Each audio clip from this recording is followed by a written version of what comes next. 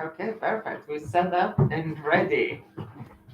So I have my colleague Yank with me from our marketing team, who is going to ask me some questions. And yeah, let's see how it goes. So, Ricardas, what inspires you to working in the travel industry, and how did you become a account manager? So general traveling, it's been a part of uh, my life since like childhood. My parents always used to say that me and my brother is growing up on wheels, because like we would be traveling all around and going to see the relatives. So that traveling thing has always been part of my life. Also, like when I grew up and I started to go into my professional life, my first job was abroad, where I had to find the accommodation, where to stay. I had sorted out my flights, everything. So that kind of gave me interest into the whole industry and how it's everything, the process and what is behind. It's not just taking your suitcase and going out. It's always about all the other things what's happening behind the screens, which it's not always looks so exciting as it looks like. With all the issues behind as any other processes going on. And yeah, when I came to London. I worked in the hospitality, in the services, and then I found the Square. And when I started at the Square, I wasn't completely sure what is the service accommodation is, because 6 years ago it wasn't that much of service accommodation companies going on around, and uh, I learned everything going through, and it's just exciting to see now, like when you see on the news, for instance, yesterday I was reading about um, Shakira bringing up trees from Barcelona, and it's just funny to read it, but then at the same time you're thinking like, what is behind, all the shipping and all the other things, what has to happen to relocate all of the life like this. So yeah, so it's just motivating me because that's just a big part of our global um, life which we're having at the moment. Wow, interesting. So, what are some of the most important skills and qualities needed to be successful in this field, and how can someone develop those skills? So I think the communication is the main thing. We're building up relationship with the clients. We're building up relationship with the suppliers. We're building relationship with our colleagues. As an account manager, you are in touch with every single department in your company. You need to know in the finance department what's going on, what is in the operations and reservations. Every single department comes into your daily life, and that's as important to have a great relationship with them as with your clients, as with your suppliers as well, because sometimes we really overthinking about the relationship with the client, and then thinking just really demolishing the importance of the relationship with the supplier, which is as important. Without our partners, without our suppliers, we wouldn't have a product which to offer to our clients. And that's as important. And obviously clients important, that's I don't have to even to say that's number one. Another skill which is really important in this role is problem solving. And problem solving is more of your preparation.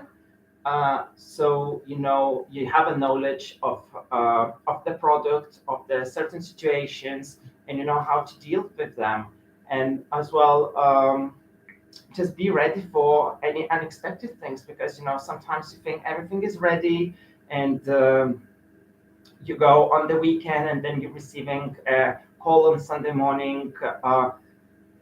Someone cannot check in Singapore, and there we go. You have to go and deal with that, and you never had that issue before, and you're learning from them. And I think what is the most important, just don't take it as a negative thing. I know that, like if you've been woken up on Sunday morning to deal with some issues in Singapore, you're not going to be the happiest person at that moment.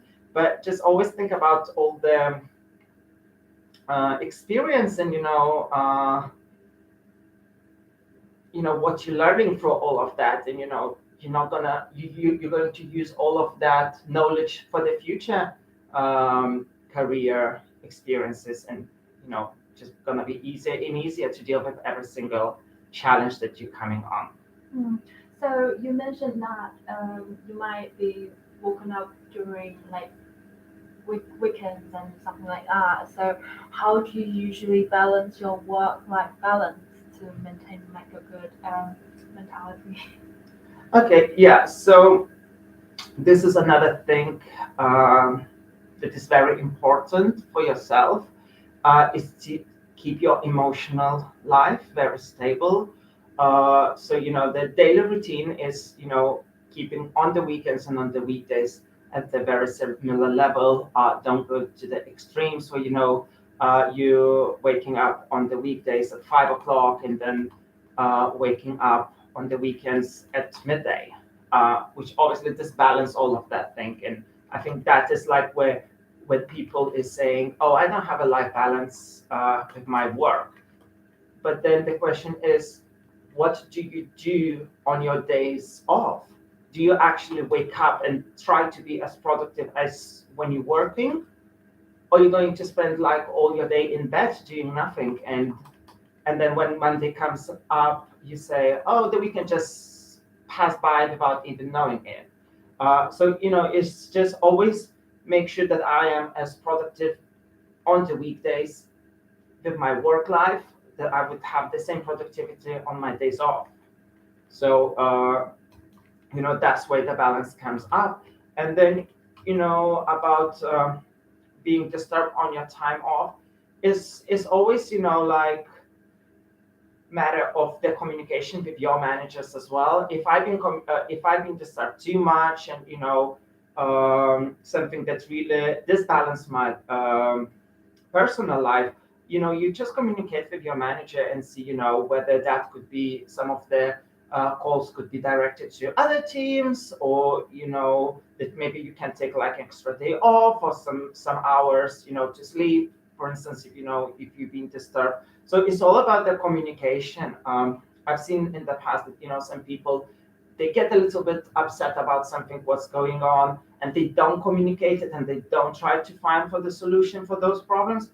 And that's where the issues building up. And then when you have lots of issues in one basket, it's so difficult to deal with them at once. So it's always, everyone who knows me, they knows how open and direct I am. And some of them, they see negatives, some of them see as a positive thing. But it's more like, you never hold anything in yourself. You always, if you have something, you communicate that, find a solution, and go on. I do think communication is the key. And speaking of which, you also mentioned client relationship. So, how do you manage to build a relationship between clients and partners as you work with them both? So I think the key thing in this one is the transparency, right? If you're going to try to build up something or not communicate it, everything what's going on 100%, that's where you're going to find, disturbance in the relationship, whether that, going to be with the supplier or with the client. So for instance, if I'm waiting for the response from the supplier, I will call for the client and say, I have all of these options, but I'm waiting from that. What do you want to do? So, you always give the choice for the client to choose what do they want to do it. How do they want to proceed with that? The same with the supplier, like if there are some issues going on, or, like your guest comes and damage the property or something, you always try to be in those shoes of the supplier. You you're collecting all information, you're collecting everything what's there, and go to the client and present it everything exactly how it is. Don't try to, mark it up and say like, oh, I kind of feeling that that's maybe not fair, or, I'm on your side. It's always you try to be in both sides. So, I think the balance in the relationship and building a great relationship in being in the middle and stay in the middle, very objective. Don't try to go on one or another side. Okay, and can you remember any of like interesting clients you've dealt with? Can you share with us some like examples? Like interesting clients in terms of um, challenging or Yeah, maybe challenging so they can get an idea how to deal with like challenging clients. um, well, I think it's the most challenged people is the most, and it's gonna sound like very bad maybe, but it's like uneducated, and it's not uneducated like generally that they don't have like knowledge about life or something. It's more about like uneducated about the products where they're going into there, and that's where the challenge started in. You know, if people get lots of travels around America, where like you go there and um, every apartment is so spacious and they have the air conditions and all of these amenities. And when they start to travel in Europe, maybe Central Europe or like north of Europe, that's where the challenge comes if the person is not educated about where they're going into, because if they will come from US and in London during the summer when suddenly now we have like plus 40 degrees, but there's no air conditioners in most of the apartments, and you didn't inform that about the guests, they will feel that you didn't provide it, like the right product for them. But then you need to inform to them that this region is just not used of this kind of weather. So we're dealing with that. We try to find the different solutions, but it's not like exactly our fault. We just don't have that amenities in here. Yeah. The same, it was really a big case of learning for me when I started, because when I started at the Square, I used to work just for London properties for my Square at the moment, what we call here, and yeah, it's for me was like working 3 years just for London properties. So ignorant me, I thought like the rest of the world works exactly the same like London. And when I started to book Europe, and I started to book Asia and Australia and the Americas, and I see all of these different things, I automatically thought that that is something wrong from our side. And I was like, how it's going to be now? I don't know how to deal with that. And then time by time I just learned that every country, even not even every country, I would say every city has their own way of working, because obviously those service accommodation communities, they are there and they're working in certain way, and they have local laws which they have to comply with, and the health and safety, every country has a different. So it's always just learning for the location, and it's never there's never a finish line for that, because again, like the industry which we're working in is a very live industry, uh, and you never know what's going to happen. Maybe today we're working in one way and tomorrow something will happen, we will work completely upside down what we are in at the moment. Yeah, I think it's pretty interesting because I know there are lots of like cultural differences and living customs in different countries and stuff like that can lead to challenges. And I remember we have a blog on our website telling people about like things you can't do in Singapore. Yeah. And one of them is like you can't. It's illegal to buy chewing gums or to chew gums. I can't really remember, but I found it really Yeah. interesting. Yeah, so it's all about that. It's like again, like, some of the cases you don't even think at that moment. And when you have, your guest did something, or, what did I have another day in America? I got the fine from the supplier that the guest took away the batteries from the smoke alarm, and there's a huge fine. And I was like, what's going on? I was like, I understand that, the smoke alarm was not in proper condition and everything, so we can warn the guest or something. And they're like, no, there's a law that we are fining the people for that. Oh, wow. And again, like, you have that emotion coming in, like, where it's like rejecting, and it's like, no, like, we're not gonna communicate that to the client because it just sounds ridiculous. But then again, you have to always come back and put yourself in the properties and the local law shoes, and just go with that. Okay. And would you say like being in this field needs to have a really good resilience in a like emotional resilience? Yeah, that definitely. So that's where another thing, I think emotional state of your mind and your body, it's coming from two different channels. So it comes from your personal life, and then it comes from your professional. And both of them they mixing up, but it's always so important to understand where the source of emotion comes to. So, for instance, if you're starting your day, uh, you need to start that in the right way. So I'm just gonna give you example. A couple of years ago, I had like a really rough time. I guess like anyone else, going through the emotions and everything, and I would just wake up. Probably would be late at that time, and I would already be upset. Go to work or work from home. Depends what what month or day we would be at the local laws. And yeah, and I would always would come, and then I would get like super upset, with the clients. And I would always think, I wouldn't show that, but I would always think like, what did they ask me and everything. And then I was like, hold on, Ricardas, are you actually upset because a client is asking something, or you actually upset about something else? And that's what, like, I tried started to like separate the things.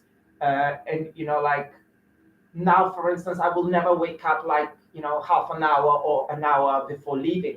I always would wake up at 5 o'clock in the morning, have my relaxing time. So I make sure that I don't wake up in the stress. I have a nice breakfast. I, meditate or do some stretching or something, just get body into that. And, if I have some negativities going through, like, I acknowledge them. I never would suggest people to just like block them and just like, no, you just have to pretend that you're happy. No, that's the worst, because those negative emotions will come up something.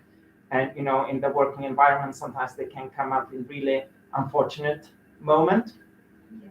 So yeah, you just have slowly into that day. And again, it's very experimental and individual. For me, is finding out the right music or the right sounds. It doesn't have even to be a music. I find out now that if I feel like stress or anxiety before going and doing something, there is this high positive, high vibration music, which really helps you to go through that and relax it. So between tube station and going to the office, there's like 15 minutes walk. So I just use that time, just relaxing and getting into like the most positive energy and mindset once I stepped into the office. And then again, like, once you're stepping into the office, there is hundreds of chances that something will go wrong. Maybe you will open your inbox, and there's like five of your guests doesn't have the water in their property, and you have to deal with that. Again, like, the thing where you have to always learn, I think, in this industry, that bad things will be happening. You know, is again, we're living in the life industry where anything can happen. It's the houses. The water can broke, electricity can be gone, Wi-Fi can be gone, and sometimes it's not even in your or your colleagues' control. It's more of like a global issues. So you just have to learn to do the best what you can do, but also don't get too much into yourself. and then at the end of the day, just always learn and learn and learn how to deal with them in the future. And by saying that have to learn and learn, is also you have to spread your knowledge. You have your new colleagues coming in, maybe who never had this such a cases, and it's just whatever you have in yourself, you spread around, and you're taking what other gives. Mhm. Thank you. And so, how do you ensure that your clients have a positive experience when relocating to a service department? And like, what steps do you take to address issues that right arise? Yeah.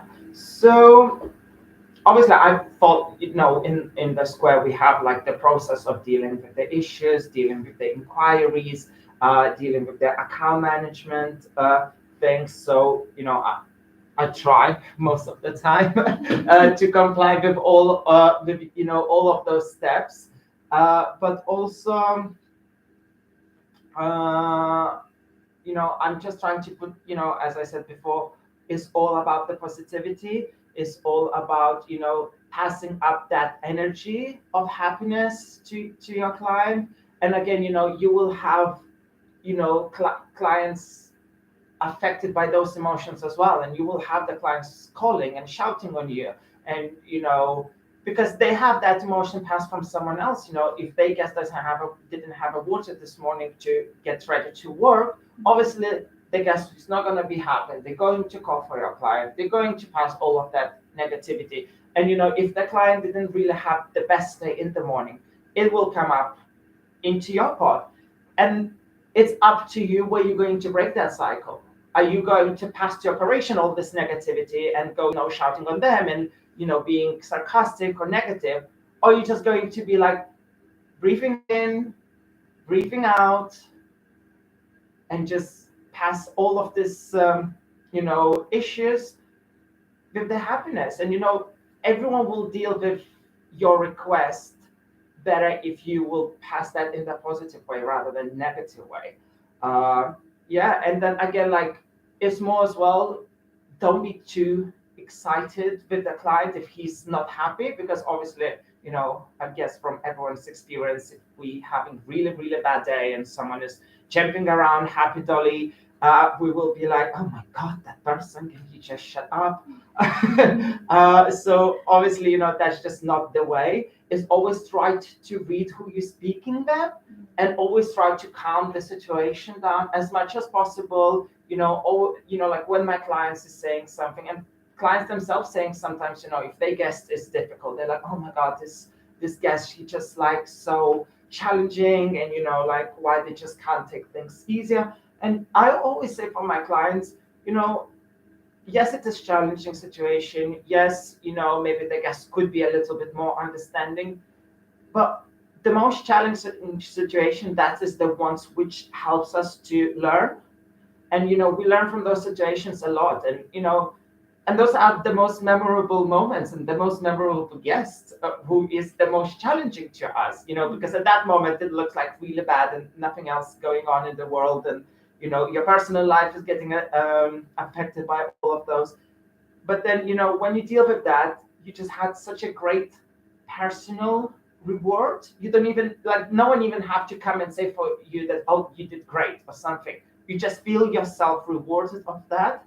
Um, so that is like, how do you try to get uh, you know a client and the guest satisfied, beside all the operational and the technical processes, which we all follow. And like, I don't think I have to mention. Another thing for me is, if the client is asking something, even if it's the most utopic request, never say no. It's always a yes. It's always a yes, I'm going to check it for you. It's always a yes, I'm going to find it for you. And sometimes you surprise yourself. Maybe yesterday I called for someone and looked for certain accommodation which looked impossible for me. No one had it. And then the client next morning comes to you, emails, can you just restart the search and see if there's something else? And you're normally like, oh, like you just look for that like 2 minutes ago, seems like 2 minutes ago. Mhm. What can be changed within 24 hours? And you surprise yourself, maybe within those 24 hours, a new properties got listed, a new supplier got listed. So it's always about, motivating yourself, repeating and repeating and repeating. And, it doesn't matter how many times you do, and it doesn't matter how many times your client will ask you, you just go through that and do it. And Yeah, yeah, totally. Because we always learn from the challenges and without even noticing sometimes. yeah. Yeah. And speaking of motivation, so what are some most rewarding aspects of working as a account manager, and what keeps you motivated in your So role? I think that, clients is this. I am like a very, like from personal life, sometimes it can be like a very negative aspect. I am very much of people's pleaser. Like I feel so horrible if someone is not happy. like Oh, I know that sometimes I don't look like that because I'm very direct and like, I just say, if someone is doing bad things, I'm not gonna wrap it in anything. I'm just gonna say it as it is. But I feel always so bad, like even like, in office, if I would sit and I see, oh, one of my colleagues is not happy or struggling with someone, sometimes it's challenging for me because like I take out time out of my work and just go and help them out. But I don't think so I can really like focus on something if I feel that someone is not happy. It's the same, if my client is not happy and I was able to make their day with, sorting out any issue, doing something for them, that is like the most rewarding thing for me. So as I mentioned before, that spiritual self rewarding is like the most important, and that what makes you to grow. yeah, yeah. I totally understand. It sounds like you're really empathetic, and I guess that's what makes you a really good account manager as well. Yeah, so it's like as I mentioned before, it's always you have to put yourself in someone else's shoes. And sometimes you ending up between two different kind of shoes, right? You ending up between being in the boots and in the high heels, and you have to kind of find the balance where, because some different opinions and things, but is always trying to put yourself in the suppliers, in the operations, in the accounts, and everyone else's shoes, and the clients. And that transparency, just you need to understand one side, and then other side needs to understand other one, and just to find those, agreements, what is in the middle. And it's just so beautiful sometimes the way how the agreements come up that none of the sides is been imagining that is going to happen, and then at the end, you know you feel like you help to be part of that, beautiful process. Yeah, definitely. Because like self satisfactory and self accomplishment is like the key to motivate us to achieve something in our workplace. Yeah. Yeah, and so apart from dealing with client relationship, do you have any like have you ever experienced any challenges, any other challenges, or you're just really good at your job? No. I think it's yeah, I think like my main struggle, and it's ongoing, and this is the reason why I keep on going back to this emotional bit, because that is like a key, like especially for the person, if you're as emotional as I am, and as direct as I am, and it's very difficult sometimes to go through the emotions. Uh, so yeah, like I said before, just learning and learning. Just to give you example, when I started just 6 years ago, I used to kind of trying to put the fire off before passing that to the clients. If there's some issues going on something, I always used to try it to sort it out issues before I go to the client and say that there is an issue. And then I seen that certain at certain points the those issues was building up, and when I would have to report that to the client, it would be such a big escalation already at that point. So then I was like, okay, no, I have to say for the clients straight away what's happening. And then I used to like a fire things straight away without actually taking out that emotional bit. And that didn't really work out now. So now where I'm standing is like,